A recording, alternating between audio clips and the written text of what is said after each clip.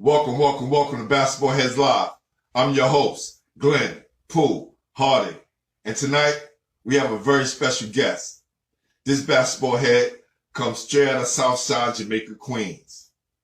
This Hillcrest High School great and all-city performer from the class of 1978 and 79. Word on the street, he was a walking bucket. He would get his early training in basketball fundamentals from legendary Brooklyn coach Gil Reynolds. May he rest in peace. Once this basketball head put it all together, he was able to dominate at Hillcrest. After graduation, he attended Rutgers University and became part of one of the greatest teams in Rutgers University history. His 1982-83 Rutgers Knights was the last team to win an NCAA tournament game, and that has not been done ever since. After his college basketball days were over, this basketball head began an extensive 25-year coaching career and has played a crucial role in over 68 players receiving scholarships in major programs and professional careers overseas, including 5 in the NBA. Now this basketball head serves as head coach at Brookdale College in New Jersey. Oh yeah, he looking for a few girl ballers. Without further ado, help me welcome to the show, Hillcrest High School great and Rutgers University standout, and now head coach at Brookdale College. Let's all welcome my guy, Coach Rich Brunson. Y'all ready?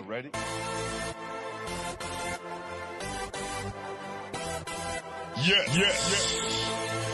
You have just stepped out into the world of chaos. Where everybody goes hard. Come on. Go hard. Go hard. Go hard. Go hard. Go hard. Or go home. Never back down. You gotta hold your own. Go hard. Go hard. Go hard. Go hard. East Coast. Go hard. West Coast. Go hard. Midwest. Go hard. Dirty. Hurry up, everybody. Get online, buy your tickets, cause the game about to start. What's going on, my guy? How you feeling, brother? How you making out? I'm doing well. Holly, blessed and favor, my brother. Hey, man, look, man, they say you're doing it better than the first take, my man. I appreciate that, man. I appreciate that. Looking good. Thank you. Hey, You got your guy, Rich Combs, in the building. hey, real quick. Always supporting. I appreciate you, Rick, for making this happen. No doubt. What up, Spice? Spice Gilpatrick in the building. So I want to jump right into this because I know you got your workouts going on right now. Who introduced you to the game? Oh, man. Hey, before we even get started, man, let me give a shout out to my man Rick, man, because when Rick told me about you, man, and it would be a great thing to broadcast what I'm doing. Hey, without that key, man, this car ain't starting. So big up my man Rick Combs, man, for bringing us together. Facts. No doubt. How it started for me? Oh, man. I want to say probably, Glenn, maybe the 4th or 5th grade, brother, at PS40 in Jamaica, Queens, Southside. And me and a couple of my friends, man, Derek Hawkins and Tyrone Edwards, we were thick as thins, man. So what happened was we made our first 5th grade team. I remember that. And basketball was just love for us, man. It was like, it was in the neighborhood. The OGs raised us. So it was pretty much like I was like a buffer. Like in the movie The Godfather, I was a buffer. So I just sat down, and when the ball rolled out, the OGs said, hey, go get it. Or if the ball went on the track, Long Island Railroad track, we jumped up and got the basketball. But more importantly, I look back on it, it was just really a learning lesson watching the old heads. And I think kids today don't really learn basketball by watching. There's too much videos right now. But back then, we sat back, we watched them play, and we learned. So it was a good experience. So I would say about man. Yeah. And you know it's so crazy, right? I got a few guys that grew up in 40, and I'm from Brooklyn, right? So when I looked on the sign, it says South Jamaica houses. Yeah. And I'm going, yo, he was going, nah, yo, G, the majority of everybody who lived in South Jamaica houses went to PS40. Absolutely, absolutely. He said that's where all the park jams were. That's where we held the neighborhood functions. Yes. So I was like, oh shit. So it just naturally became 40 projects. Right. Right? You just put it all together. And you know what, man? It was like a city within a city. So, you know, from that 5th grade moment, man, you know, I was introduced by my brother playing basketball, watching those guys, like I said. And then it transformed to junior high school, where it's only 2 grades, 7th and 8th. And from there, you know, my first tournament was probably, I want to say citywide. Montebello Park. Citywide. Yo, first of all, yeah, let's salute. Citywide. I need to find out who started that tournament, because a lot of us benefited from that tournament. I don't know who started. And where did your tournament take place at? In Queens? Was it in Queens? At Montebello Park. The Bello. Bello. That's where it started, man. It was a guy by the name of Howie and Mr. Alexander. That's all I knew. I was in my project playing ball behind the houses, and these 2 guys walked through, and they watched us for about a half hour. And they came up to us and said, hey, man, you guys are pretty good. You want to play on the team? And we was like, sure. And I'll never forget that, man. He gave me the address, and my dad took me, and that was it, man. Montebello Park. Probably about 12 years old. That's where it started. Wow. Yeah. And that's one of the parks that I visited. I visited a few parks. Soul in the Hole, Rucker, 145th and Lenox. Ooh. I even went down the block to Boise yesteryear. Now, I'm going to tell you something. After Montebello, when things took off, it was almost as if Brooklyn baptized me, because I met the Godfather. Gil Reynolds. And after that, man, it was just like, it got crazy for me. I was playing in parts I never even heard of. Roberto Clemente, the BRP, right. You know, all we knew back then, man, put the phone up, and Gil Reynolds was giving us addresses how to take the train. Take the train ahead or 1 train ahead. And when you came out, you was right there, you balled. So we had those 4 days, man, those 4 games on Saturday morning, the blacktop at the Rucker when I was 13. It just got crazy, man. So it was like, you weren't really about the accolades back then, because you got better every week, because everybody wasn't about who made this, who made that. Everybody was giving it to you. And where you came from, you knew everybody moved. So your homeboys were just like the starter. You knew what you were going to do. But when you went to Brooklyn or the Bronx, it was different. You had to figure it out. And that's what I think a lot of New York ball players got better at, just playing against different talent. And nonstop, the speed, 100 miles an hour. And it's just, hey, man, New York is beautiful. Yes, man. I want to salute Paul Scurry, who's in the building. My man Scurry. You know, yes, definitely. You know, some of the things that we went through as youngsters, you know, it was like a rite of passage, playing with the older guys, waiting your turn. Oh. You know, we talk about this all the time. Knowing if you lose, you may not get on the court unless you was good and prove to the OGs you deserve a second chance. If not, you might as well pack it up. Hey, Glenn, I don't know how you came up, but this is what happened to me. You had to wait your turn. So you sat there for about 3-4 months watching the OGs, and then when one guy wouldn't make it, they look at you and say, okay, young boy, come on. Then they got in that huddle and say, don't you shoot that ball. And you be like, what? Right. All you do is pass the ball to us. And I'm like, okay, I could do that. But that one time, man, I was open. I said, man, I'm shooting this rock. And that ball went in. They was like, okay, he ready. So that's how it was. Right. Because you got to understand, that's that process. One of the biggest families in Queens, the Edwards family. You know, garbage and so. Hold on, we talking about Doug Edwards' family. We talking about Doug Edwards and Ron Edwards. Yeah, right there. Matter of fact, you know, Dave Edwards, rest his soul. You know, his uncle's to this day my best friend, Bo Edwards, played at Jackson. Wow. That whole crew back there, man. The Edwards family, Big Dave, Cowhead, Rob, you know, and Van Bruin. Just watching those guys in action, man, was like you know, front row. So that was my real first lesson watching the OGs, guys like Tony Brown, Stan the Man. Then you had guys you didn't even know their names. You just know the nicknames. Spider, you know. Yeah, right. That's so true. Yeah. That's so true. You know the nicknames. And I want to go back for a few. Yeah. And I want to go back for a minute because you mentioned coming to Brooklyn. And me and my guys from Brooklyn, we always have this big thing about guys from other boroughs not coming to Brooklyn and play. And those who do come to Brooklyn, they kind of benefit when they go back to their neighborhood. No doubt. Right? No doubt. But hearing that you was doing that early on changes everything. And see, this is, you know, how you ended up being one of the best players, being all city, because you wasn't just stuck in your neighborhood. I think, you know, from junior high school and, you know, rest in soul, Chuck Granby, that was one of the schools I was going to go to because by right, I grew up in the project and all my boys, Bo Edwards, Derek Hawkins, Derek Germany, all those guys went to Jackson. And they was like, yo, how come you ain't coming with us? So my older brother was like, you know, Hillcrest was brand new. He was 3 years old. He said, listen, man, you need to go to Hillcrest. You make a name for yourself. If you go to Jackson, you know, you're going to be like, you're going to play freshman team first, then graduate to JV, then varsity. So I went to Hillcrest, made varsity my freshman year, and played the OG, Anthony Samuels, Dana Mitchell, all those guys. So I took a good route.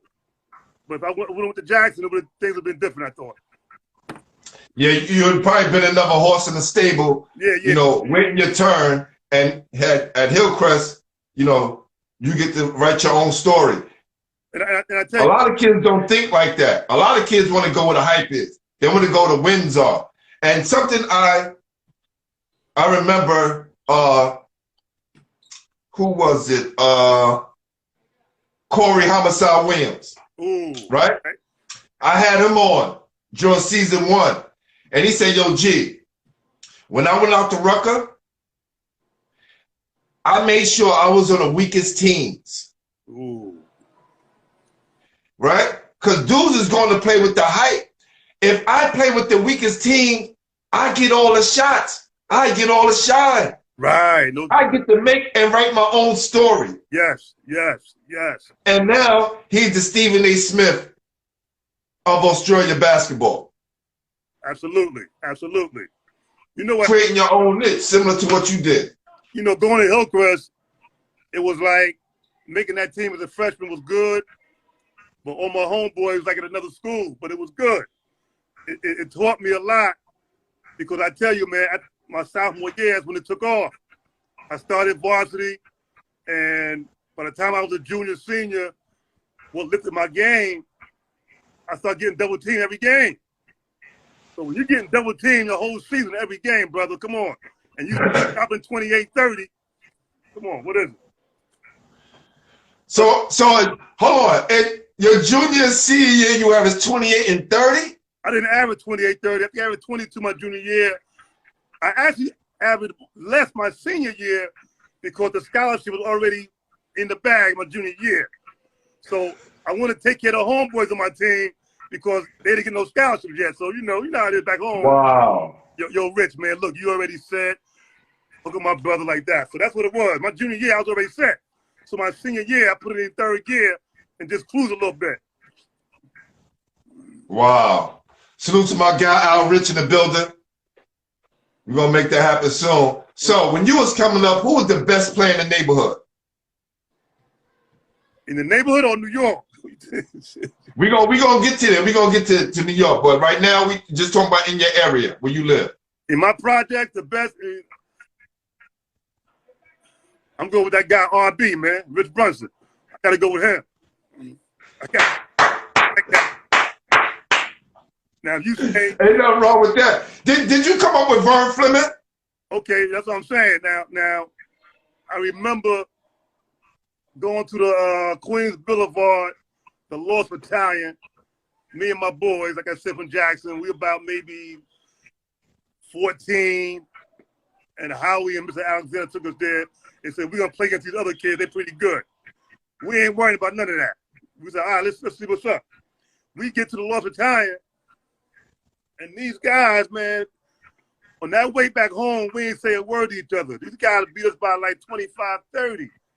So a couple years later, when we all met up again, that's who it was. It was Vic Fleming, Vern Fleming, Gene Waldron, and to this day, we're good friends, man. But that was the introduction. And I said, woo, woo, hey, listen, yo. Frank Mickens it was crazy. But those guys, you could tell, they had a different style than us. They were a little more seasoned. They played together well. We were a little more conservative, coming from, you know, but it was like, that was the first whooping I got that I ain't come out for a whole week. I stayed in the house, bro. I was like, man, I can't believe that happened to me. But, yo, this is crazy. Yo, Vern Fleming, we need to get him on the show. oh, no Bro, doubt. he is one of the most underrated. He's one of the most underrated players in NBA history. No doubt. And listen, you know, during all his 12 seasons, he never received a tech. I know. Hey, look, very humble brother, did big things. I can tell you a million stories, man, because like I said, when I got baptized by Brooklyn, man, that was like my second family. Because I played with all those guys from that point on. With Vic, Gary Springer, Vern, Sidney Green, downtown Freddie Brown. You know, we all got together, man, played that Brooklyn USA team, went down to Baltimore and Ohio. And I was the only Queens guy, man. It was like, it was crazy. It was crazy. Wow. C Boogie said Big Mac McMillan from Holy Cross. Oh man, Glenn Mack. I think his hands are bigger than Dr. J. Yes, I know Glenn McMillan. Yes. I think his hands were bigger than Dr. J's, I think. Yes. Because Glenn, definitely. I remember Glenn McMillan. He had the biggest hands. He could cover your face. Come on, man. I was a young boy. Yeah, definitely. Glenn McMillan. The original Globetrotter. Wow. Yeah, Glenn had those big hands, man. He's a holder and fake the ball like that to you. Yeah, he was crazy with that. And you can't forget my man from Matta Christi, Phil Smith, the New Mexico. Yeah, definitely. You had little Phil Smith. You had my man from Mount Vernon, Rodney McCray. We met up in the All-Star game in Buffalo. Who else? You know, man, it was like all those guys I rubbed shoulders with. I was glad. You know, I know I'm going ahead of myself, but, you know, that 83. It's all good. It's all good. That 83 year, my senior year at Rutgers, you know, when things were, the doors were shutting, I was just happy to see all those guys that I was rubbing shoulders with go to that draft. You know, Greg Hines, my man Kevin Williams from St. John's, my boy Stu Granger. You know, I was just happy to see those names that draft that year. It was crazy. Yes. Yeah. Let me tell you a story about Kevin Williams. My first time seeing Kevin Williams and Sam Worthington play. Ooh. Playing at City College. And Sam gets the ball, and he's dribbling between his legs coming up court. And the announcers just telling everybody just scream, Sam, yeah. Sam. So every time we yell Sam, he just threw it between his legs. And Kevin Williams reached. He shook Kev Williams. I already know what happened. Threw it behind his back. Kev slipped. His Pumas came off. I'll never forget this. Spinning at half court. Yeah. Sam Worthington goes down, spin the ball on his finger, roll it down his arm, and throw it behind his neck to Ken Bannister. Ken Bannister catches it with one hand and throws it down. The bleachers just emptied out to the floor. One of the most craziest things I've ever seen in my life. And it happened in 1985. Wow. I tell you, man, this basketball world, man, is crazy. It goes full circle. And I'm just blessed, man, to be able to rub shoulders with guys. And even today, I'm meeting guys now that I played with years ago, but didn't really have a relationship. Right. Like I'm like about maybe a year ago, I'm back in BRC playing the 15 over league, you know, and see my boy Freddie Brown, all them, and Larry Washington. You know, I'm seeing those guys, man. So it was like this. It's just good, man, to see that, and the love and what you're doing is special too. So thank you, man. Appreciate you. But me and Kevin, man, we go back a long way. Me and Kevin actually met on my very first college visit. We gonna get there, but we gonna get there. But because we gonna go through all the colleges you visited, everything. right? Did you have any mentors growing up? Was anybody in the neighborhood, you know, there looking out for you, guiding you along the way? The OGs, the old heads. You know, those are guys who never made the NBA, probably didn't get a D1 scholarship or anything, but those were the guys who started for me, at least. And like I said, I was a buffer. I sat there. I knew I couldn't get in the games. So I sat in that bench watching them sometimes 3-4 hours, just watching them. And for me, I think that helped my game mentally because it wasn't more athleticism, but I was more mental. Part of the game was working for me. From watching those guys and just analyzing everything they did. And by the time it started getting dark and they left, then I had about 10 minutes to do everything I can before I go upstairs. That's right. That's right. So I did wow. I did 3 hours of work in about 10, 15 minutes, you know, so it was, I got to say the old heads, man. So, you know, God bless Abadab from 40 Project. I mean, you know, it was, and like I said, the Edwards family, watching those older guys, man, play, you know, because back then, you know, I came from a strict household, so it wasn't like I could venture off to different boroughs and watching other guys or, you know, my mother ran a tight ship. So the only ball I really saw was right there in the neighborhood. And as I got older, like I said, Brooklyn embraced me and the rest was history. So what year did you meet the legendary coach Gil Reynolds? What year was that? Oh, man, Gil Reynolds had to be, you know, us OGs, man, you got to give us a minute because, you know, we remember. Take your time. Take your time, fam. It had to be, let me see. Let me take you back a little bit because I do remember when I left junior high school at ISC, that's when the St. John's era started, where they had a summer camp. And I remember going to St. John's like about maybe 70, 74, 75, and meet the legendary Lou Carnesecca as a camper. And that whole starting five, that team back then was my first glimpse of watching college basketball. St. John's was like the college team for us. Yes, yes, definitely. You know what I'm saying? So you had guys like Frank Alasia, Beaver Smith, Ed Searcy, you know, all those guys, man, was like just watching them every day at the camp play. When camp was over was like the start. And then after that, you know, I met Gil Reynolds, and from there, he just took us all over New York, playing everywhere. And I don't think we lost maybe 2 games the whole summer, because it was different guys with different boroughs. You had me, you had Sidney Green, you had Fred Brown, you had Larry Smith. So it was a yo, you naming these guys like they just regular. Slow down, please. I'm telling you, man, it was these names is crazy. Hey, listen, he would have us playing at West 4th Street at 8 in the morning. Then we go to the subway. Next thing you know, you out in Brooklyn, go to the Clemente Park, another game. And then you get the Rutgers game 3 hours later. It was crazy. And I'll never forget this. I tell the story a lot. Saturday morning, we get the Rutgers. It's an 8 o'clock game. And there's one guy sitting in the bleachers by himself. I'm sorry, too. One guy had the beard. And it was, I don't know if you remember the show, but it was called The Monsters with Grandpa. Yeah, I got a story about him, too. Go ahead. You know what I'm talking about. Okay, he's a big basketball fan. So, let me see now. So Grandpa sitting there with a white beard, and next to him was a guy who looked a little bit like you. And guess who he was? Who's that? Like I said before now, we don't know the name. We know nickname, right? Okay, I'm going to give you the nickname. Freddy's Dead in the Superfly movie. Oh, yeah, I know you're talking about. I don't know the actor's name, but yes.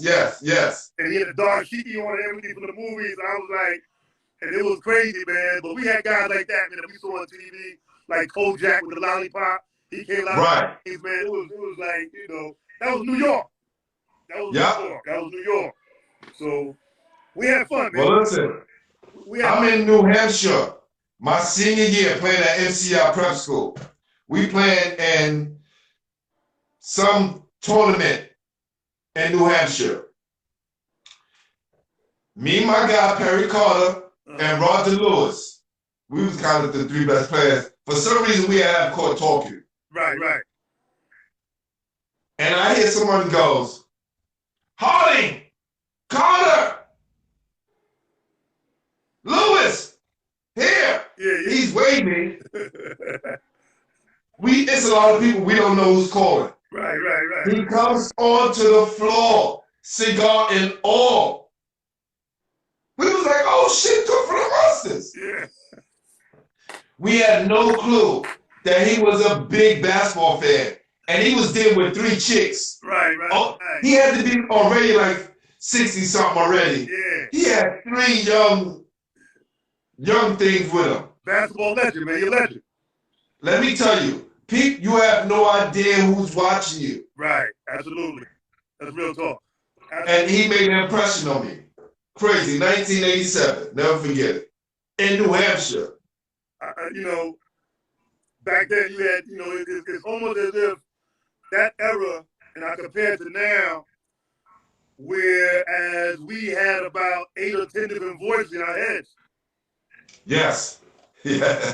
But now, these kids today, they got 8, 10 voices, but they go in these circles. Because you got 3 trainers, uncle over here showing me, AAU coach showing me this. So it's too much to juggle unless you that A1 prime B player. But today, man, it's just, these kids, man, they just need 1 or 2 voices, man. Stick to your routine. And it's almost easy now to get a scholarship than back in my day because nobody's really working hard. I don't know, bro. I don't think a kid who made 2nd, 3rd team all city and he's going to Rutgers. Absolutely. That's not happening. Listen, Rolando Blackman, 2nd team all city or 3rd team, similar. He went to Kansas State. That's not happening today. A kid who's making 1st team all city probably not going to Kansas State. Right. It's a whole different ball game. So listen, I was doing some research on Queens a couple of years ago, and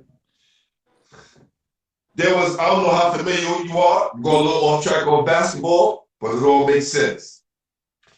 During the time of the early 70s, with a guy named Pop Freeman, who got in trouble in Harlem and moved to South Jamaica. What's his name? Pop Freeman. Okay. He's a gangster. Okay. Or was. Old time, he was down with, with the mob, whatever, got in trouble in Harlem and moved to South Jamaica. And that's when the numbers and the heroin kind of changed the dynamics of what South Jamaica was. Right? How was South Jamaica when you was growing up as a kid? It was rough. It was rough. But the basketball gods and the OGs, they embraced me. I was like the golden child. But it was rough. I saw a lot of things. And, it was a lot of my friends that are here today. Right. But it was one of those things, man, where basketball was an outlet for me. And, father worked 2 jobs, mother was home. And I was good in school, and basketball was my outlet, man. But it was as far as the neighborhood, I wasn't afraid of it. Cause like I said, I was that guy, So they took care of me, I mean That's real. From the guy who had all the money, from the guy who was leaning on the corner. When he saw me, it was like, he woke up, So he was like, protect this kid right here. So it was a lot of love for me, So it was. But now, this ball did that for you. Yes. You didn't have to knock anybody out. Mm-hmm. You didn't have to sell drugs, right? You didn't have to hold the gun for the dude. You just had to be consistent in doing this. Right. And giving other people hope. I'll tell you what, it was, one thing that was negative, it was like, when those envelopes started coming in the mail about them schools, parents kept saying, well, when we gonna meet the coach? And I was like, well, I don't know. They might not want to come here. I mean, they sent an envelope, but well, I want to meet them. So it was that kind of thing too. They were, you know, they were. If they came to your crib, they were serious. If they came to your house, oh man, yeah. Listen, Ephraim Whitehead, who used to play at Grady, he said, "Gee, my mother knew Jack Ringle was serious about me going to Grady. He was getting recruited in 8th grade. Wow. He was one of the top 8th graders, him, Rob Phelps, and Lawrence Bud Pollard, those three in Brooklyn. Right, right. He said when Jack Ringle came to his home, he knew he was serious. And that led to him saying that about his college coach. If his college, the dude who wanted to recruit him came to his neighborhood, he had a shot at getting him. Wow. I tell you what, man. Hold on for 1 sec. Go ahead. Hold on for 1 sec. Hold on for 1 sec.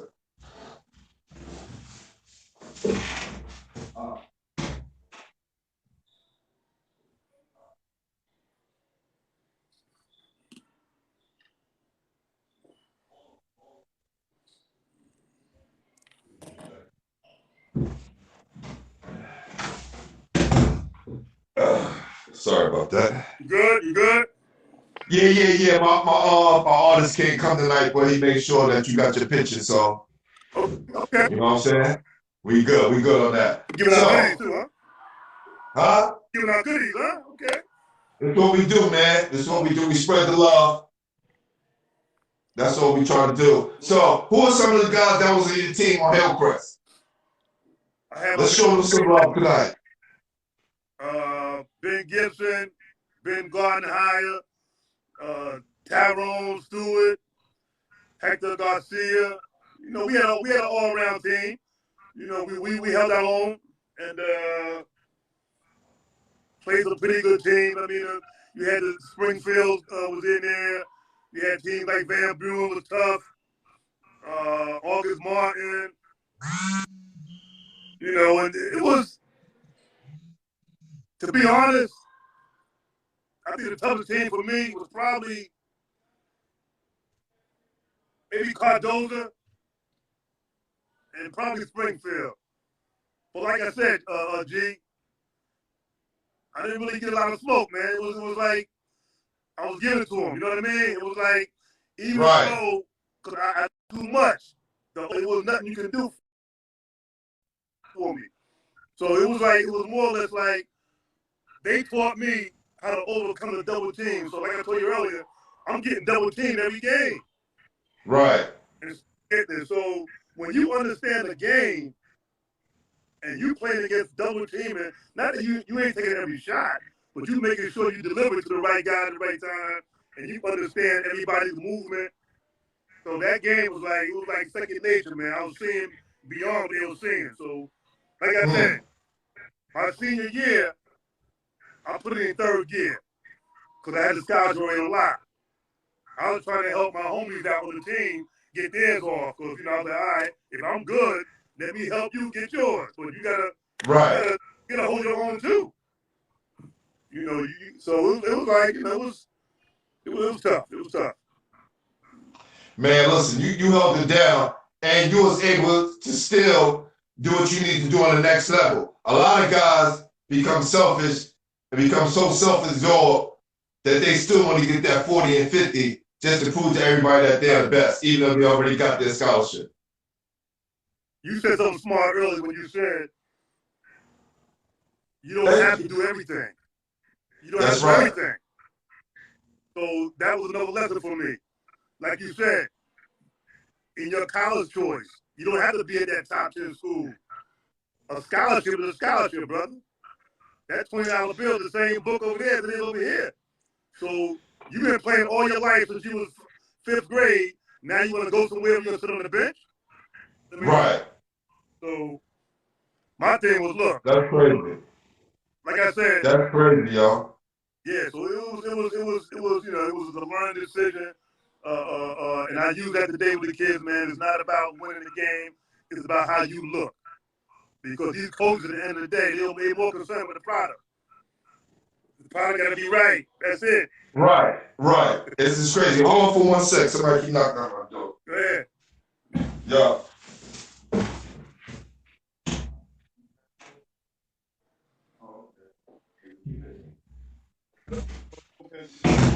Okay.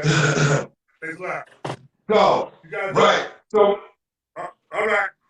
My bad, people. My bad. Had to step out away from the camera for a bit, but I'm back. So, who was your toughest competition? What school gave y'all the most problems? Hold on a second. All right. We'll be in touch, right? Okay. Talk to you later, man. Thank you so much. Yeah. Orlando Turner, Springfield Gardens, Otis Ball. What up? Yeah. So what team? Orlando. It's my man. Okay. Yeah. Who was your toughest competition out there?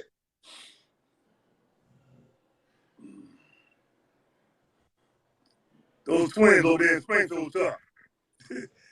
Robert and Trevor Jackson.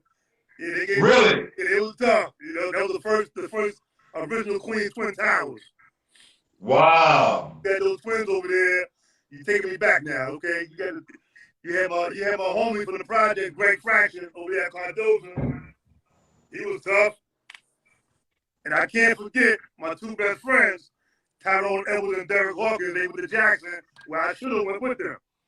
So we played them once a year in Thanksgiving Classic. That was always standing room only. Everybody hanging from the rafters watching that game. Right. You had well, if you went to Jackson, you would have been one of the three. You go to Hillcrest, you are the one. Two guys chase you all over the court. Yeah, we would have did a lot of damage over there. They did work though, but you know, when Grammy, you gotta understand, Grammy recruited us three in the 5th grade. We was at PS40 in the 5th grade. That first team we made, because he already had the Edwards older brother. Right. He already had those guys already, so he knew of the young crop coming up under. So he came to the PS40, 5th grade, and was like, okay, I'm gonna see you guys in a couple of years. And he followed us to junior high school, ISA. But like I said, that one decision, man, my brother said, listen, man, you need to go to Hillcrest. So I just went the other way. But I tell you, man, Grammy was still like a father to me. We still had a time. Yeah, he was my coach at Empire State games. He's a very good man.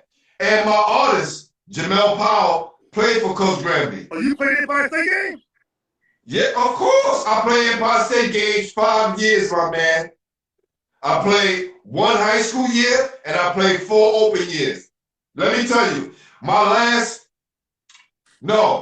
first open year.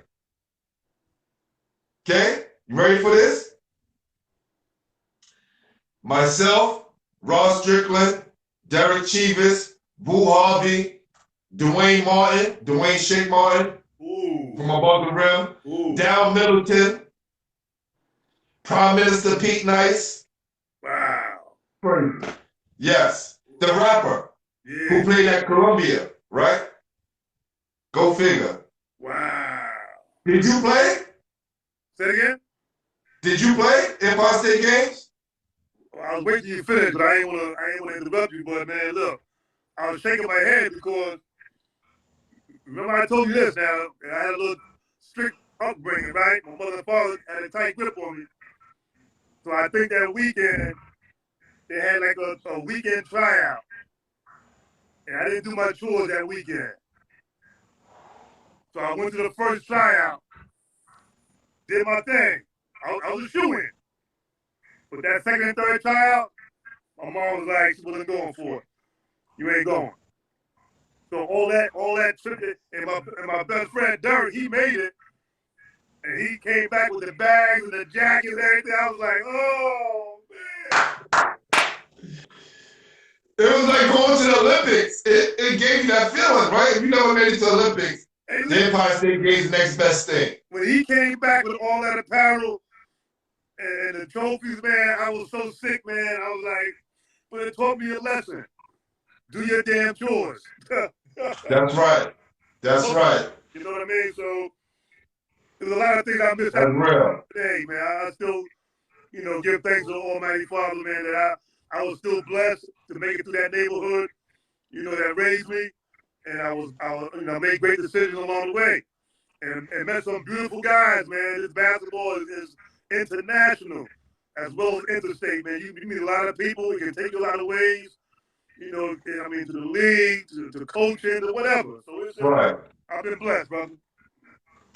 Wow. So this is what I'm gonna do, right? It's crazy.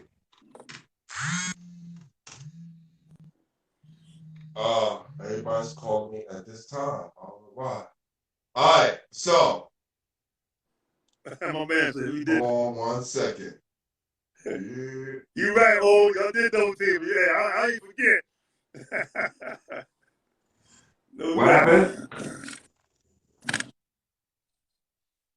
No, I'm reading the comments here. Oh, okay. So, what's up, family? We were looking at some of the guys that you came out with, that class. You sent me that article, right? We talking about what?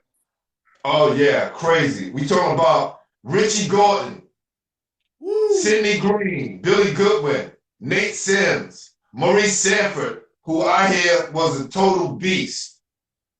Come on, man. Keep bringing. Gary Springer, Anthony Brown. Now, is that Cosell Brown? Yes. Anthony Brown. Wow, that's crazy. Eugene Waldron. Ooh. Pete Aguilar, Dexter Young, Richie Brunson, Nigel Wallace, Terrence Lacewell, Vaughn Williams, Robbie Brown, Derek Hawkins, and Kevin Williams. Hey, listen, man. Like I said, we weren't even about the accolade. We were just about rubbing shoulders and getting better. Every way you turn, it was talent. It was talent, brother. It was. Listen, yes. Talk about it. Let's talk about it right now. Because I think the whole ranking thing is getting out of hand. And I think sometimes it leaves some brothers or some young brothers and sisters in some form of depression because they don't have a number next to their name. And I always tell kids, when you're watching a Duke game, a North Carolina game, a Kentucky game, look at the end of the bench of that dude that's not playing, right? And when he came out of high school, he had that letter, right, of intent, that scholarship. Those letters coming in going, I'm going to Kentucky. Yo, they love me. And then when he get there, he riding the pond. Hey. And I'm telling you, and the funny thing is, 90% of those guys you just named was in the 83 draft. That's my year. We all rubbed shoulders, and then my senior year in college, that draft came out, 90% of those guys you just named, that I was messing with Stu Granger, Rocky McCray, Sidney Green. Sidney Green, all these guys. Yeah. Those are my neighbors. That's my neighbors. And Kevin Williams, he was 13 all city and still made it to the league. Kevin, man, I tell you, Kevin was the most humblest guy I've met. And like I said earlier, when I visited my first college, Canisius, they said, look, there's going to be a guy at Kennedy Airport that played for Hughes, and his name is Kevin Williams. And that's when we first met, man, and we've been great friends to this day. Wow. Yeah. So, how was your transition once you got to Rutgers? Because you wrapped college up. You did pretty well. You already signed the letter of intent. You knew where you was going. What transitions you had to make in college and what adjustments did you have to make? Well, the first thing was when I made the commitment to go to Rutgers, and they did come to the neighborhood. They did come to the house. So when the coach came to the house and met Mom and signed that letter, man, it was all good. But I committed. But, you know, I still held on to those 3 shoe boxes full of envelopes. So I want to still brag to my friends and show those other schools. But brother, I do that every now and again. These are the last of the letters that I saved. You know, I wanted to keep like the written, right? The handwritten ones. Everybody gets the generic ones, right? You want to keep the ones that you know make sense. You know, dudes sending you Christmas cards and things of that nature. Hey, G, you know what I used to do? Even though it was some postcards that were prettier than others and some envelope. I used to go to school the next day with an envelope like, And the guy be like, yo, man, ain't you going to Rutgers? Yeah, but, you know, Holy Cross, baby, Holy Cross, you know. But I appreciated all the love I got from all the schools, man, but I can't keep going without saying this, man. Rest in peace, the Godfather, Howie Garfinkel, man. Yes. Yeah. 5-star, yeah. You know, in 78, that summer, going to Holmesdale, Pennsylvania, with Antoine Carr, Rocket Rod Foster, Sam Bowie. It was crazy. And that was the first time in my career I got a little nervous. Because when I caught that bus at the Port Authority and Garfield was in the front row, he said, hey, man, ride with me, sit up front. And he took me the whole way to Holmesdale. And we got off that bus, man. He said, listen, Rich, you stay in the big bunk, all the superstars.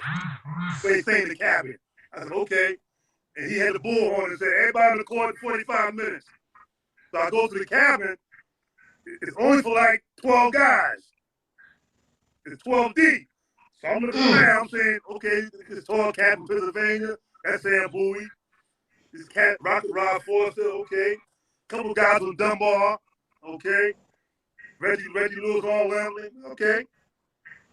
So now we playing, and I'm saying, whoa. So now it took everything in me, and all the OGs taught me, and I can hear their voices saying, look, go hard. You got to go hard. And that was when the first time I was introduced to big-time basketball when all those guys from across the country came. It was crazy that week at Holmesdale, man. It was ridiculous. So that was my introduction, man, and seeing all those college coaches, those polo shirts on, you know, UCLA, Duke, and rest in peace, Tom Kachowski. You know, yes, that was going to be my next question. How important was Tom, how was the atmosphere once y'all noticed he was in the stands? It was like Abbott and Costello. Him and Howie had a routine. They had a routine. So Howie was low talk. We all sitting down. He had about 1,000 coaches behind us. And then Howie would pass the microphone over to Kachowski and be like, and all he did was scan the whole crowd and name every coach by eyesight. And we be like this here. So it was mesmerizing. So it was one of those things, man, if you had one good day, and not even playing the game, if you had one good day doing drill sessions, yes, you got a scholarship. So that was my thing. I was good at doing drills and paying attention and you know, going real hard, because one thing the OGs in the neighborhood taught me, they said, Rich, listen, if you're going to make it, you got to have character. He said, you got to have character, because they looking at personalities, and I was good at that. I was good at personality. So, you know, I play tough D and get up in them. I'm doing all the talking. So I stood out. So they taught me well. So there was one guy who followed me around 5 stars. I tell that story, man. His name was Art Perry, who wound up being my coach at Rutgers. But my first school out was UConn, but he was a UConn coach. And I think about a month before, you know, school started, he sent me a letter from Rutgers. And he said, hey, Rich, man, I got some bad news. He said, I'm not at UConn anymore. He said, I'm at Rutgers. I said, Coach, listen, man. I said, you my guy. So wherever you go, I'm going. So that's how it came to go to Rutgers. Art Perry, that's my guy. That's dope. That's dope. So what was some of the things that you had to learn, you know, coming from high school, coming from Queens, that you had to adjust being in college now? Well, the most important two things, like I said earlier, was the personality and character. So I had that. So I was good from the gate. You know, my scholarship was protected because they weren't all good guys on the team. Even that guy who's in the bench, if he got personality and good character, he's going to be there 4 years. So I had that part of it. But my thing was, okay, I'm coming from New York. I'm all city, first team. I don't really have a chip on my shoulder. I'm a nice guy. I'm a teammate. So that first couple of games my freshman year, I didn't understand that it was a process where you had guys who were juniors already and seniors. You can't jump the broom, so to speak. So after my third, fourth game, the guys back home called me like, hey, Rick, how come they ain't in the game? What's going on? How come do they know who you are? And I'm like, yeah, I know, man. I ain't getting no burn. So I did something that I should have did. I called Luke Hunter up because that was my first choice also. St. John's raised me. I did the camp when I was a young kid, on that. So I called Louis. I said, Louis, he said, what's the matter? I said, man, I ain't getting no burn, man. I think I made the wrong choice. I ain't happy here. And see, I didn't know that once you commit to a school, they pick the next guy. That's right. And that next guy was Kevin Williams. So they already had Kevin. So I didn't understand that. I just say, man, this Rutgers ain't for me. I'm going back home to Queens. I play in St. John. They love me there. My man Luke Hunter II. That next day in practice, my coach called me in the office, and I was like, okay, I ain't do nothing. He said, are you happy here? I said, yeah, I'm happy here, coach. What are you talking about? I'm good. He said, well, listen, you're only a freshman. Your playing time's going to come. I said, coach, hold up. I said, coach. And I was a good talker, too. I said, coach, you got juniors, you got seniors. If anything, they got to pay before me. I understand that. He said, don't worry about it. Your time will come. And then he said, Louis called me.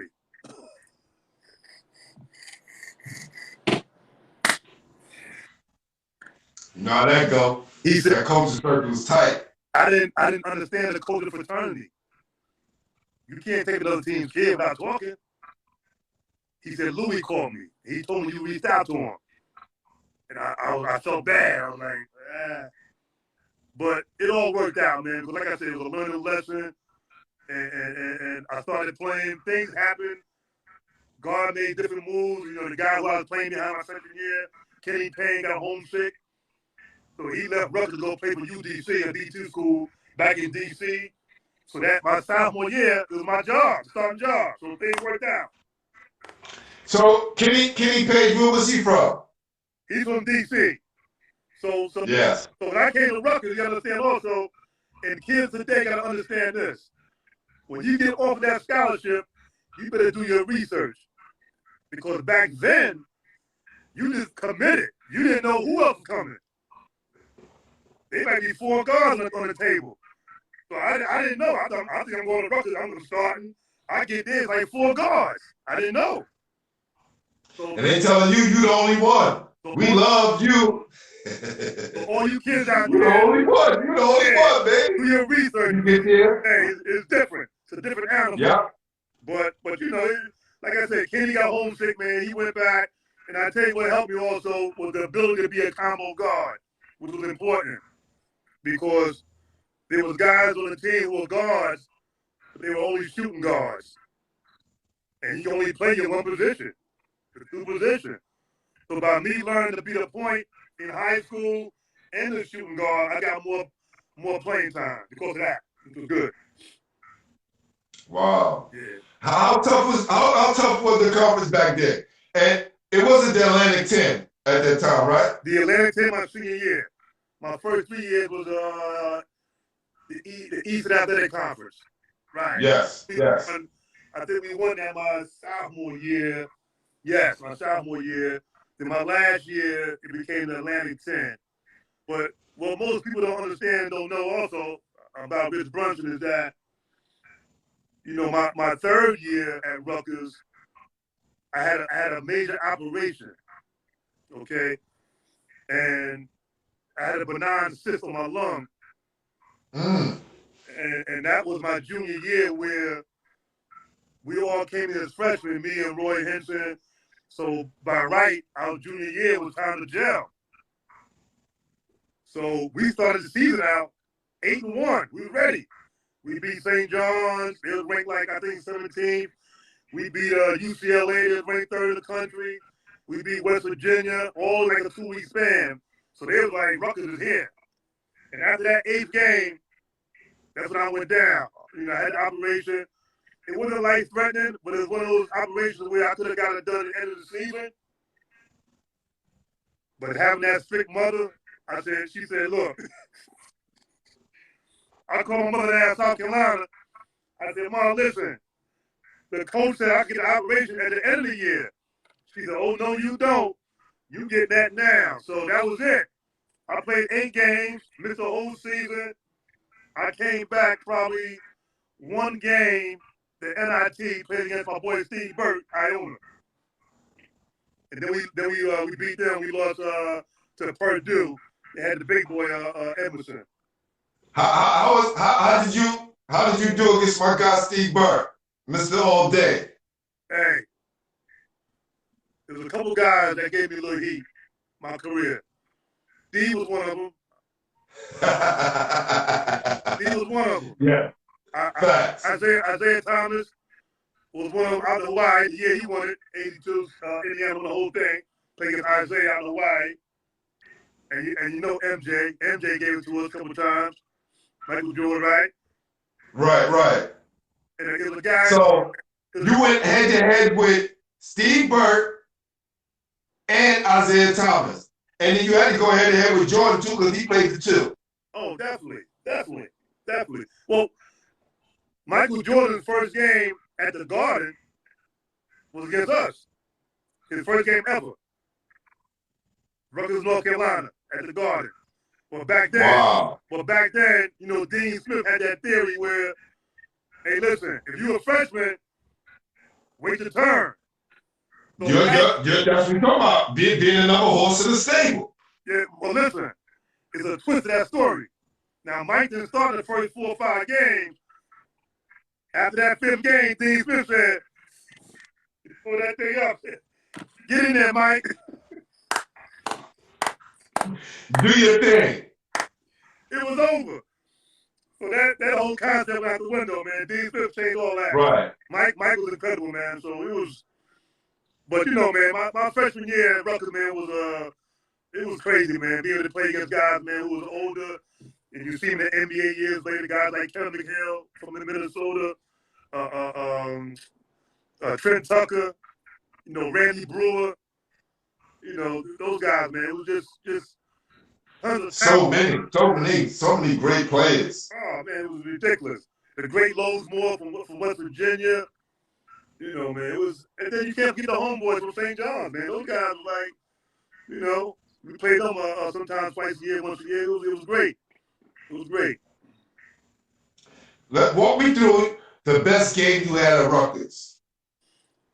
If you can take me through it, if you can remember, what was the best game that you had at Rutgers? I want to say, now I wasn't a big scorer in my career, but I was top in assists behind Eddie Jordan for several years. But like I said, that 1 year off kind of threw me behind. Right. That junior year, I'll probably be top 3 right now. But But anyway, I want to say probably the NCAA game, my senior year out in Hartford. We played against Southwest Louisiana, and I was MVP that game. And this is how you know I had a good game. I was MVP with 7 points. Woo! Make some noise for that right there. Hold on, I gotta make some noise for that right there. That's MVP, 7 points. That means you definitely was the most valuable player. No doubt. But sometimes the most valuable player don't mean points. There you go. Absolutely. It was a big game. It was a big win for us. Big win for us, for the program. And if you follow Rutgers now, they're doing a tremendous job right now with new coach Steve Peichel. But that 83 team was the last Rutgers team to ever win our first game in the tournament. But I think this year they're going to do it. They're playing good right now. They're in the top 25, so, I'm praying for them to do that. But all right, let's go Rutgers. Yeah, Rutgers all Seton Hall didn't want to play us for some reason. Well, I was at Fairleigh Dickinson. Yeah. For some reason. Yeah. That's crazy. We'll play everybody else. Hey, listen, you was there with Tom Green. Let me tell you. Oh my God. Tom Green. I was there with Tiny. Let me explain something to you. Yeah. Tiny is, to this day, one of the worst coaches I ever had. Ever. Ever. And I heard he still hasn't changed. He was still allowing you right in your face and be dead serious and lying to you. It's crazy. Yeah. I'm just going to keep it 100. Yeah. The very first game I started, I think I missed like one shot. I had like 25. Then we played against Delaware State. Or Delaware University, one of those two. And he comes up to me after the game and he goes, "You know we're not going to let you shoot like that again." I'm like, "Marco, we just won." Right. I heard about that. I didn't understand his logic. Yeah. Then he voted and went somewhere else, and then went somewhere else, and then now he's running scams out there, who group. But salute to whatever you doing, brother. They say he's doing a great job out there. He's doing a great job. Oh no. Listen, this is all happened 30, 40 years ago, 20 years ago, 10 years ago. Hey, listen. I want to get anyway. Long time ago. That was just my experience with Mr. Tiny Green. And look, my other guys, man, that played there at your school, my little young boy, Charlie Robbins from New Brunswick. Charlie Robbins is my guy. That's my real friend, yes. And Damari Riddick. Yes. He went to, and he was one of the reasons why I went to Phil Dickinson, because he was with me at Lincoln. Hey, listen, man, Charlie Robbins went to a high school in New Brunswick called St. Peter's, man, and he used to come up to Rutgers, man, sneaking out of gym and play the older guy, man, the college guy. He was only like in the 8th grade, 9th grade. But he was one of those kids, man, that absorbed everything. And I never forget, it was one summer, man, I played in the park, and this guy up at me, man, and broke my tooth. So I ran to the hospital, man. And a couple of hours later, here comes Charlie into the hospital room. And me and him had a close relationship, man. He was my little young boy. I told him a lot. And I was like, he bought me a Sports Illustrated book. I was like, look at this young kid, man. So he was big up my man, Charlie Robbins, man. No doubt. Y'all, he's training kids still to this day, man. That's my guy. No doubt. For sure. So, James Majors, right? Who played at Seton Hall. Yeah. Did some lovely great. He said from 83 to 85, they got $5 a day for meal money. $5 a day, okay. How much were you guys getting for road trips in the 70s? Oh, you played the 80s, right? 80s, right? Early 80s. How much you guys getting at Rutgers? I'm 79 to 83. More than $5, know that. Yo, I'm saying these guys in the Big East. Carlissimo was stealing that money, right? This is crazy. Hey, listen. I came at the right time, brother. Hey, look. Brownsville greatest Phil Sellers that came through there. And don't forget, that tournament game that we won in the NCAA, Phil was on the staff. So he was giving me some good information on how to maneuver. Right. So, we did okay. I had a couple of alumni that did the right thing by us. So Right. But it wasn't $5. Yeah, but $5. We on the road trips, I think it was, I can't really remember, but it was, it was enough money when you got it, you put it in your socks because you wanted to bring it back. There you go. You know what I mean? There you go. Yeah, it was something like that. It was good. We got another Queens guy in the building, my guy Kenny Anderson. Salute. Kenny Anderson, oh man. For sure.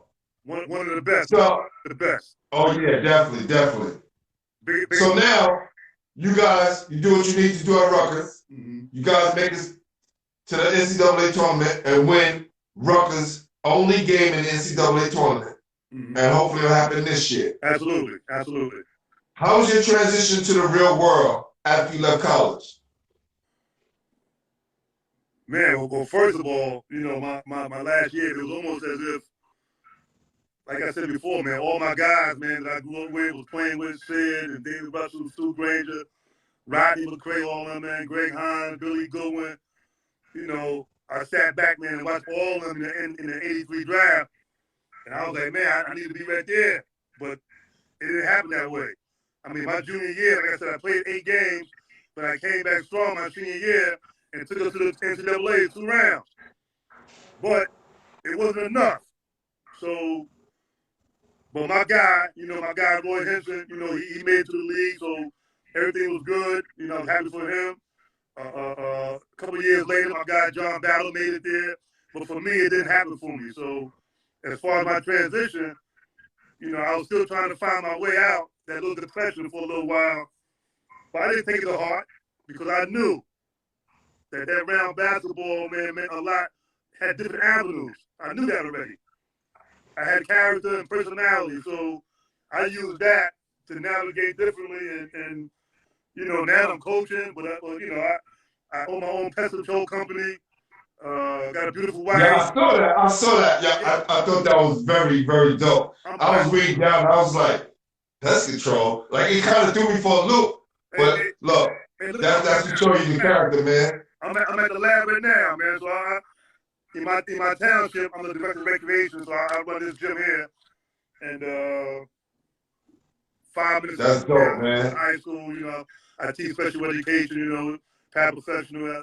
I coach at Brookdale College. I'm a special education guy too. That's right. There's a lot going on, man. There's a lot going on. But like I said, I'm still meeting guys today from back in New York. But my man Ricky said, Rich, you gotta hook up my man Glenn because you can promote that college out there in Jersey. Oh, we gonna do that in a few minutes. And I'm gonna give you all the time that you need. No doubt. All right? And I'm gonna give you a little spot so I can take that and just promote that piece along with this interview. Salute to my guy DJ Don DeMarco. I only listen to the radio when my guy's on spinning. I don't have a radio in the crib, so my guy DJ Don DeMarco is on spinning. I check him out because that's where I keep in tune of what's going on out in these streets. Salute my guy. Hey, Glenn, I saw you the other day with that 3-ball hoodie. I got to get one of those. Oh, yeah, for sure. That's company that looks out for us every now and again. And they doing a lot of good things with the kids. And that's one of the reasons why I promote them, because they're heavy in the community with the kids. And also, we got those Game Over hoodies as well, because I'm sponsored by Game Over. My guy Eric Hick, this is his own trophy. Wow. He patting his trophy. Don't it look like us? Yeah. Look. No doubt. Okay. It look like us. Hey, look, man, anything they got New York dust on, I'm taking it, baby. There you go. This is what we do. So we try to keep the community oriented, and I tell people all the time, if you see me put my cash app up. Yeah. Show us some love, because only we doing is show love. We're not begging for no money, and we will have our own apparel soon. Ooh. Trust me. So when we're doing things like this, let me show you something. So you can't go on all the show, and I'm not going to know the show because you got some guys out there doing some great things. My guy All Things Who, my guy A Game. Wow. But I don't know if it's coming like this. Yeah. I got pictures here for days that I still got to get to people. Wow. Okay? So this is what we do here at Basketball Heads. Just a little something different. No doubt. Feeling that. I'm feeling that. And I'm about to show yours soon, all right? Because he did a great job with yours. That's crazy, man. Number love. That's true. No doubt. DJ Don DeMarco said, Coach Brunson, Southside Jamaica, Queens, and 40 Projects legend. All day, baby. All day. See? You have no idea. People showing you love. They from the neighborhood. We got that ISA legend thing going on right now, too, man. We ready pump things up, man. Trying to get a game at the Garden, Maxwell Garden. My homegirl. I'm trying to get in contact with my guy, Pete Edwards. I got his number, everything. I got his number. We need to make that happen. Yeah, I got you. We're going to do the For same sure. thing. Yeah, we're trying to get a game in the Garden this year, but they shut down ISA on us, so we're gonna take it either to Hillcrest or we're going to take it to the Garden. Let me know. You know, if y'all run out of space, maybe I can put y'all in contact with my guy Eric Hicks, who has the study dog. Okay. We're gonna talk. All right. Talk. No doubt. So let's talk about some of the players you helped get scholarships and other opportunities in basketball before we get to Brookdale. Man, that list is long, man. It's you know, a lot of guys, man, from different parts of New Jersey. You know, not more so New York, but I've been in Jersey for a long time now. And I've been at the coaching game for a long time. So it's pretty much a long list, man. So the bottom line is those kids got scholarships, but more importantly, man, they listen. And you got guys, man, I don't know, but it's everywhere you turn right now, man, everybody's training basketball. Is that in New York? Like, listen, I'm not gonna. This is no knock. I'm having some guys up here. I had my guy James Hunt from California.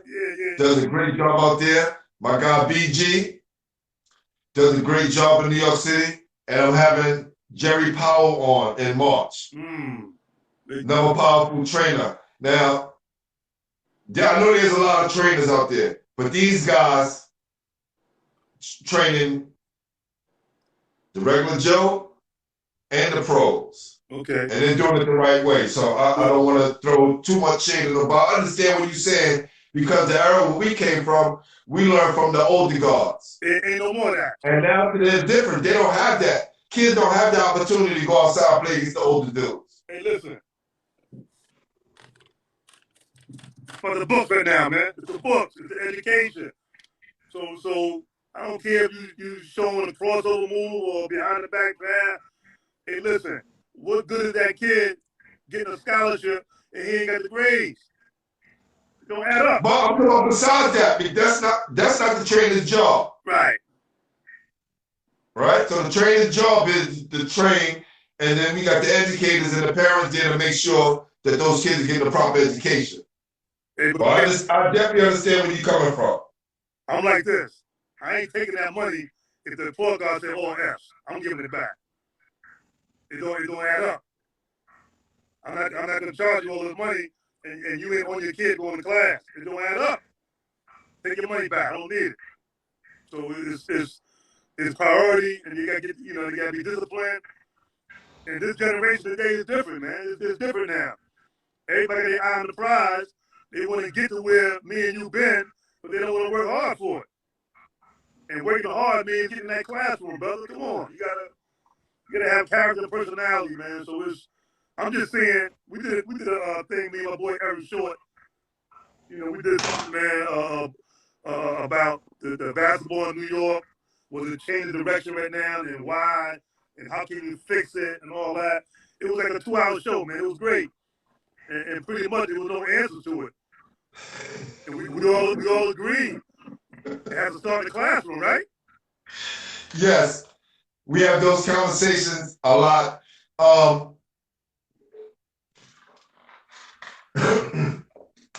My guy John Arnold, man, center great, went to St. Francis College downtown Brooklyn. He said it starts with the parents. I spoke to Mo Hicks. Okay. Yeah. No doubt. Rice High School, Brandeis. Say, yo, G, we got to educate the parents. Because in our era, our parents had no clue what the hell was going on. Now, a lot of these parents are hip to what's going on. Right. And we start to educate the parents as well as the child, but you got to bring the parent in because now the parent is the agent, the manager, the coach, the trainer, right? So you got to bring the parents in to make sure everybody understands the big picture. No doubt. Yeah. So now do you have any of the kids that right now, some of the guys that you put that are still playing professionally? Anyone that we can name? I got my boy Quincy Dewey coming in town. When he come back, we work out at the college. We do some good things. Quincy. Grady Great. Yeah. Quincy he probably one of the best shooters I ever saw, man. Grady Great.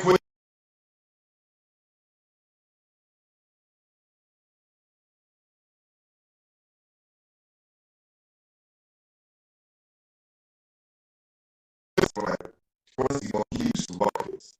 And he was doing it with a thin frame. And, he was right. He was the ball. And I mean, if you watch him, and if you were a student of the game, and you watch this guy who weighed about 106 pounds, yes. If you watch him do that, the first thing you're going to say is, how is he shooting those threes like that? So where's that muscle coming from? It's his legs. Wow. It's his ankles. So if you understand that part of the game, you just made yourself better. As far as that's true. So a lot of kids, man, when I train them, it's more or less like, listen, we're gonna train for a whole week without the basketball. I'm gonna sit here and talk to you for a whole week and just make sure I get inside your head mentally first. Because if you can't run up the court in a straight line and you crooked, we got a balance issue. Something's wrong.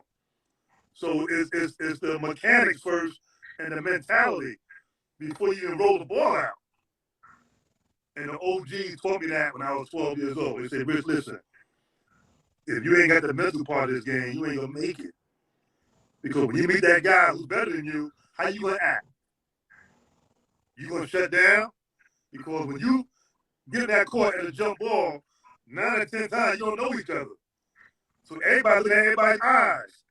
And you can tell a lot by brother's eyes. You can tell a lot. So it's hey, listen, that mental part of the game is crazy. Look at the guys in the league now. Look at the Steph and all those guys. They got talent, but they got more of this. It's crazy. Yo, my guy Al Rich said, yo, G, me and Rich have to get together. We are both from South Jamaica, Queens, and we both are in Jersey. Al Rich from Rutgers, baby, no doubt. Yeah, definitely. Say definitely gotta get together, man. Hey, well, guys, so we're gonna make sure that happens, man. We'll make sure guys connect. Hey, I started that pipeline in Rutgers, man. When I first came there, it's probably 2 guys before me ever from Queens. It was Jeff Kleinbaum and Phil Sellers. So I started that New York pipeline, man. All those guys, man, came through there for sure. That's right, man. Salute, for sure. So let's talk about Brookdale and how long you've been there. And what's the goal now that you're on the show tonight? To all my homies back home, hit me up because I need some players. Brookdale's a JUCO school, about maybe 11,500 students. It's located in Lynn, New Jersey. And trust me when I tell you, we got the best facilities on this side of town. I see. It's very nice. Yeah, you've seen it. It's like a miniature Madison Square Garden. It's a JUCO school. You come in 2 years and you fly the coop. But the idea is, if you come out of high school and you're not getting that scholarship, plan B better be better than your plan A. Because don't go to a school where you ain't playing. And definitely don't go to a D3 4-year school because you stuck. So the JUCO route is really a good thing to do. So we're located here in the Jersey Shore area, man. It's like paradise. It's beautiful. I love. And what are you coaching? Girls, boys? Let them know. I coach the girls. I started in 2015, 16 rather, and about 5th season. And this year I got a couple of girls coming in, man. It's gonna be awesome, and we're gonna do big things. I got one girl might come in from Virginia, so I'm really starting to utilize my facility for the interstate areas like Virginia and New York and Baltimore, because it's the same situation there. If a kid ain't getting a scholarship in Virginia, he going to the local college. And here's the catch. It's like 40 grand. Brookdale, you paying about 12 grand. Can't beat it. So financially, it's a good move. And you're getting a good coach, good facilities. And if you work hard, hey, sky's the limit. But I'm recruiting girls who want to really get after it. And my boy in the Bronx over there, Hostess, coach over there, he's doing a great job, man. He repeated, and I know I got a tippy toe on him because he those New York girls. But I'm really He getting them. He getting them. And he got a 6'6" girl. I'm like, what? 6'6". But I tell you, Glenn, in my conference, you only need about maybe 2 or 3 good girls. And that's why I was in the chip 3 years in a row. I always had 3 or 4 good players, and the other teams had about maybe 1.5. But this year coming up, I got about 5, 6. So you know what it's all about. I'm good. Yo, my guy Harold McClendon is assistant coach over there at Hostos. He was coaching at Mary Burcham when Epiphany was there. Hey, Glenn, tell him he can't have them all, baby. There's only a 15-man roster, baby. Give me something, man. Come on. Give me 2 girls. Well, you got to connect. You got to connect now. You know what I'm saying? So we're going to make sure we put out there and let everybody know that Brookdale is the place to be. Yeah, good. Look, I'm going to help you as much as I can. I know that. Can't turn my back on my New York City people at Hostos. But you family, you from Queens, and we got to look out for you. Make sure you straight. No doubt. Hey, look, man. It's a city that never sleeps, that raised me. I can't go wrong. So I'm not even worried about it, man. I know 20 people over there. And look, we got 5 boroughs, baby. Come on. If I can't get 3 girls in 5 boroughs, I don't need to be coaching. You know what I mean? All right, brother. All right? Let's do this real quick. Top 5 players from Southside. Top 5 players from Southside. I gotta go with Chiz. Number 1, bigger than life. Who's that? Kenny Anderson. Chiz, number 1. And he said Southside raised him. He said he first learned how to play over at Southside, then kind of, going back and forth to left, right. Hey, listen, I never been around that much, but we talked on the phone a couple weeks ago. You got your head coach dropped down in Fish. I know you're going to do a great job. But I was real good friends with a cookie. So I got to go with Kenny. I got to go with rest in peace, Dave Edwards from Jackson. I got to throw Rich Brunson in there. It's 3. And I got to go with my 2 homies, man. My 2 homies, Derek Hawkins and Tyrell Edwards. I got to go to the homies. That's your 5. No doubt. Derek Chivas from around the way too, right? Who? Derek Chivas, Bad Yeah, Chivas, Boo Harvey, all of them. And look, I think after I broke camp, I think that's when Queens blew up. It was like that's true. You got Mark Jackson, you got Skip Malou, all those guys came up there. So my era was like, I put the pavement down. But those guys, you put it down. You definitely put it down. And it's crazy that you mentioned Cookie because that's what Kenny said taught him how to play. Took him to the park. Hey, look, Cookie taught him everything, man. Look, she never had hold his hand anywhere she went. And he's coming inside ISA, man, and shoot around. And we all knew. We said, yo, man, one day that kid gonna be it. And look. Wow. And he did his thing. That's right. Salute to my guy, Chiz. No doubt. All right. Top 5 players in New York City history. Wow. Yeah, I knew this was going to throw you off for a loop. You got to do that one, G. You got to do that. But you know what I'm going to do? I'm going to give you a combo. I'm going to give you a mixture of old and we're throwing some new in there. Got you. Number 1. I'm going with Joe Hammond. Joe Hammond, the Destroyer. Okay. You ready? Yes. Number 2. I'm going to go with Fly Williams. Ooh. I never saw him play, so I just heard the rumors. Number 3.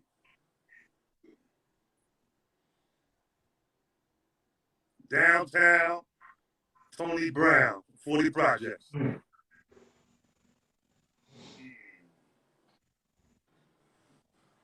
What we at, 4? Yeah.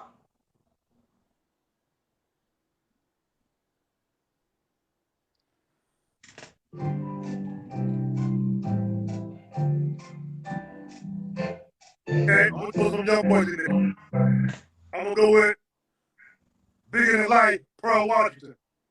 Woo! For sure.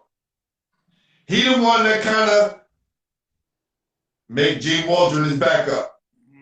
That kind of threw Gene Waldron's whole career in a loop. Okay, that's 4. Yep. I'm going to say the best for last. And he's out here in my neighborhood, living out here in Jersey with me. Sweet Pea Lloyd Daniels. Yo, tell Lloyd, stop running from the kid. He was supposed to come on here season 1. I got you, baby. I got you. Just tell him. Be like, yo, Pooh. He gonna be like, yo, I know. I'm gonna go on there. I'm telling you exactly what he gonna say. No, I got Glenn. I got him. I ain't forget. He got one of my kids. Tell him, be like, yo. Say, yo, Glenn said you stop sending him those Bible verses, man. I appreciate those joints. I know you get them too. I'm gonna tell him to call you up, man. He actually have one of my kids playing with him. He got a little travel thing called Team Reborn. Yeah. He doing his thing. Yeah. Yeah, he doing his thing. Definitely. Yeah, Lloyd Daniels is back. He's back, baby. Yeah. That's right. All good. So, man, I'm going to let you get out of here. I want to appreciate you for being on the show. Oh, look. Thank you for sharing your history, brother. No doubt. Hey, man, look. But before we go, I want you to save that. Okay. Before you go, I want to show you something real quick, because my guy made sure we back a few pictures too. I gotta get Charlie Scott picture done. Mm-hmm. Yeah, it's a lot. Hey, G, real quick. Ooh. Who that? Ooh. Who that, fam? Oh, I gotta frame that. Wow. Oh yeah, you better. That is lit. Woo. Okay. Crazy, man. He told me, man, this was like the real ESPN. I'm glad I'm on this, man. Ricky told me. Yeah, but ESPN don't do it to you like this. We gonna do it making sure the flavor is right. It's the real ESPN, bro. He said, fake no chaser, baby. That's right. Basketball heads live. That's what we do, baby. And before I go, quick shout out to my niece down in South Carolina, Phenom, Junior, Dawn Staley is all over her. Cheyenne Copeland. Yeah. Remember that What's her name? Cheyenne. Say her name again. Yeah, remember that. Cheyenne Copeland. Say her name. I didn't hear you. Say it again. Cheyenne Coakley, South Carolina, my niece. Doing big things, man. Yeah. For sure. Love you, brother. I appreciate you, my brother. Thank you, man. Be good, baby. All right, peace.